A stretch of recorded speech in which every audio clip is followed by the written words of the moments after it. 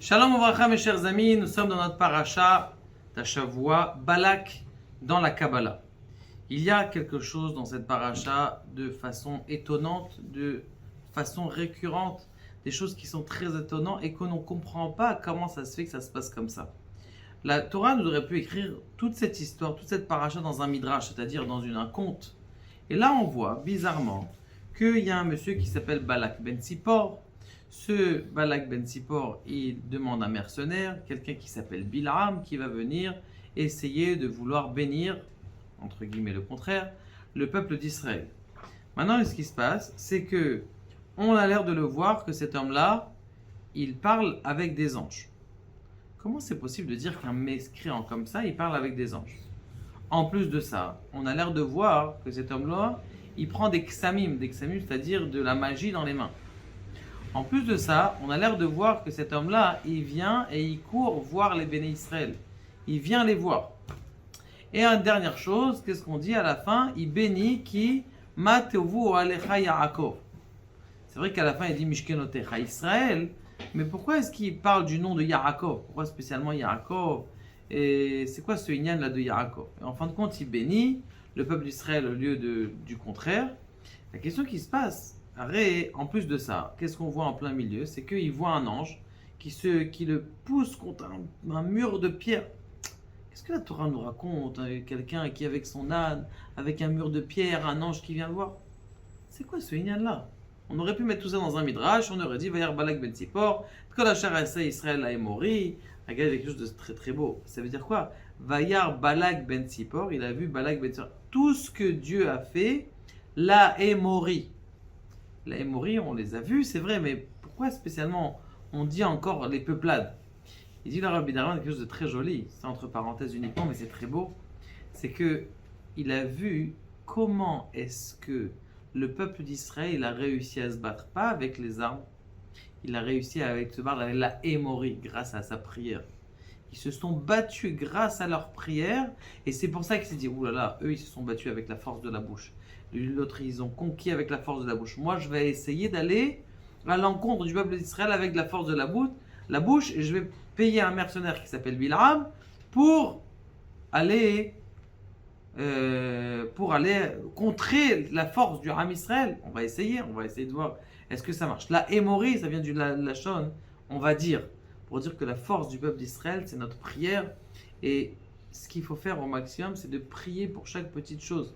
Tu as un petit problème, prie maintenant. Des fois, il y a des horaires dans la journée, on ne sait pas.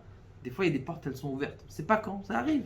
Des fois, ça ne vous a pas entendu, il y a quelqu'un qui vient vous faire un cours, on va dire, c'est telle heure dans la journée, c'est Messougal. Peut-être qu'il y a des choses qu'on n'a pas découvertes et qui sont là.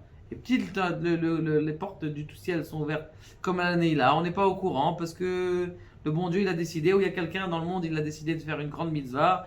Et à Kadosh Baruch Hu, il est heureux, toutes les portes, elles sont ouvertes, c'est le moment de prier. Ça peut être aussi possible, ces choses-là. Donc, prions.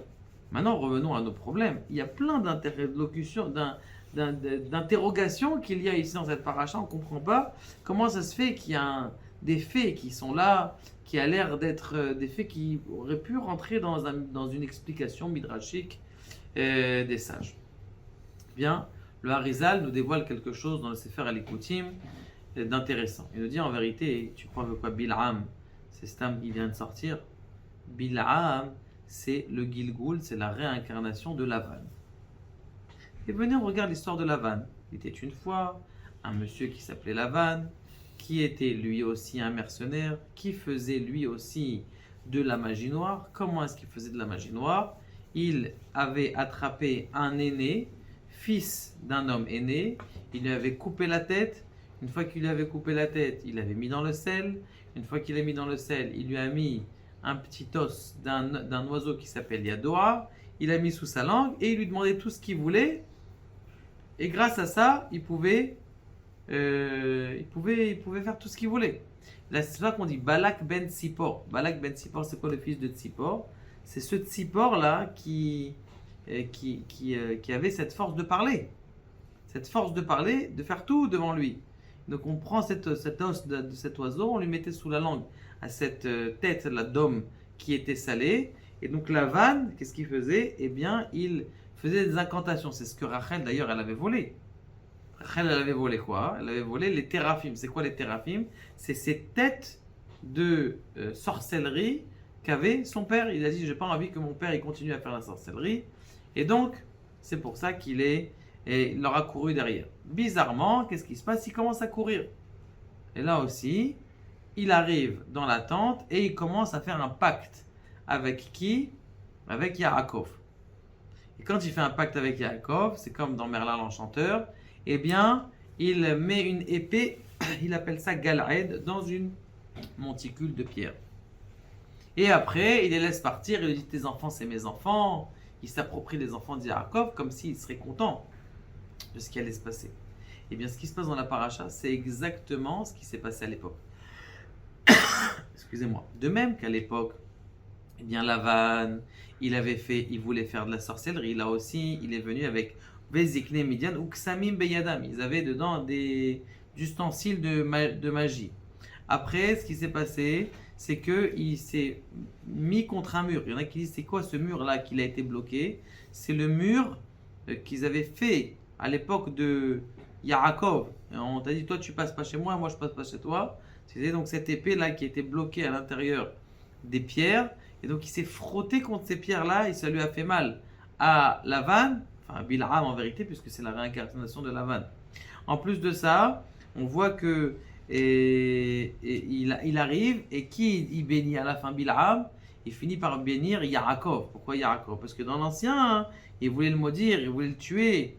En plus de ça, il était en Égypte, Lavan. C'est marqué Lavan Ratsa La'akor et Akol.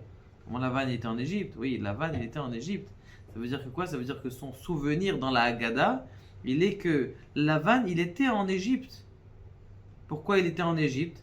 Parce que justement, il voulait la Akor et Akol, il voulait être pire que les Égyptiens. Et Bil'am, il était où? C'était le conseiller de Paro. Donc il revient, et qu'est-ce qu'il veut en plus de ça? Vetei ahariti, vetei mot yesharim. Que ma mort, elle soit une mort de paix, comme les Avot HaKadoshim, Avot HaOlam. C'est la même valeur numérique que le mot yesharim, et la valeur Umot HaOlam, il dit, moi aussi je veux être comme Abraham, Yitzhak et Yaakov.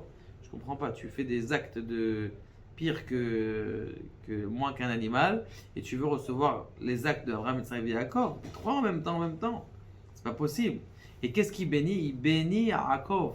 C'est-à-dire, à l'époque, il n'avait pas béni Yaakov, maintenant il fait un certain tikkun. Alors quoi, ça veut dire que Lavan, il a un tikkun? En effet, là, il n'a pas réussi à faire son tikkun parce qu'il a réutilisé la course après Yaakov pour aller le tuer, pour aller le maudire, pour aller contre lui. Mais au fur et à mesure, vous allez voir qu'au fur et à mesure des parachiotes, eh bien, on va voir qu'il va revenir Lavan en Gilgoul et il va essayer d'avoir un certain tikkun. Et Kadosh Baruch Hu nous aide à comprendre cette parachiote, que vous allez voir que la même chose qui s'est passée dans Bil'am et chaque petite nekudot, eh bien, c'est les mêmes remazim, les mêmes allusions que ce qui avait passé à l'époque de la course de Lavan derrière Jacob. Baruch Adonai,